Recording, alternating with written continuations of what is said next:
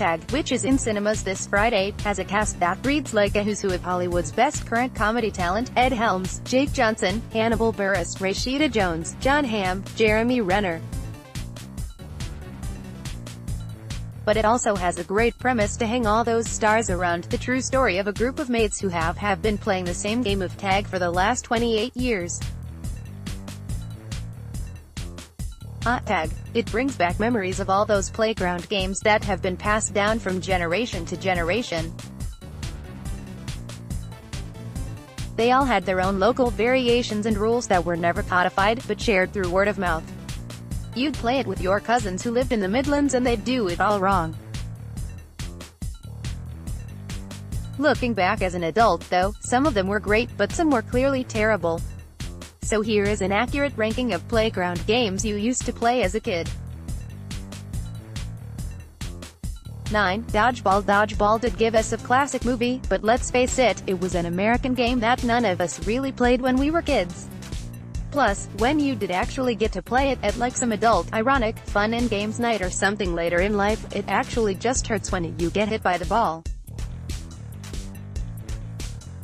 8. Hide and seek. Sometimes someone would suggest that you'd play hide and seek in the playground, forgetting that it is at its core an outdoor game.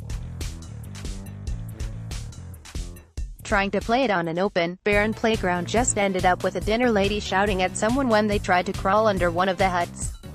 7. Dub bin. I have been informed by various colleagues that this was apparently a popular, protect the bases, type game, that usually used a playground bin. We never played it at my school, though, so it's going near the bottom of this list. 6. Stuck in the mud. This was essentially a variant of tag, but when you got tagged you had to stand still with arms out and your legs spread, and you could only be unstuck by someone crawling through your legs. It wasn't the worst game by any means, but it ultimately just overcomplicates the pure simplicity of tag.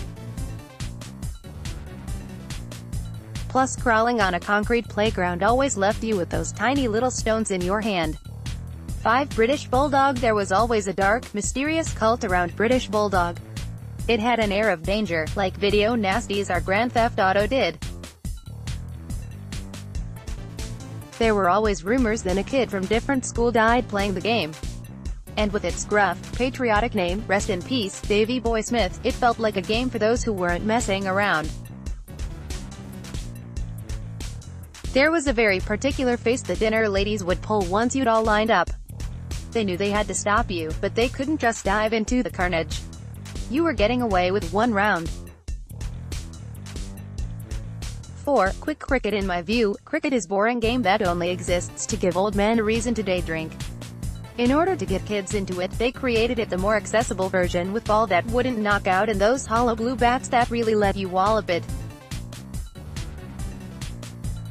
It was a good game. 3 to 60 seconds, also incorporating headers and volleys. Obviously, playing a full game of football was better, but if you only had one goal, or offense, or jumpers for goalposts, 60 seconds was always a good option. It was competitive and required a good level of skill. Its only real downfall was the rules required a good level of concentration and there was always some kid who wouldn't count properly. 2. Tag, or head, or tig, or it, or whatever it was called at your school, was a game defined by its simplicity. It required no special equipment, could be played with any amount of players, and allowed for infinite variations. There's a reason the classics never go away. 1. World Cup Doubles. World Cup Doubles is truly the sport of kings. Forget tactics and formations, it was just pure footballing skill and the connection you had with your partner. Thinking about it, the real World Cup should be like this. Lionel Messi and Sergio Aguero versus Harry Kane and Raheem Sterling, versus Paul Pogba and Antoine Griezmann, versus Diego Costa and Sergio Ramos, with Manuel Neuer in goal. That would find the real best in the world. We can't call Ronaldo the true GOAT until he does it on a concrete playground in Slough. Tag is in cinemas from Friday.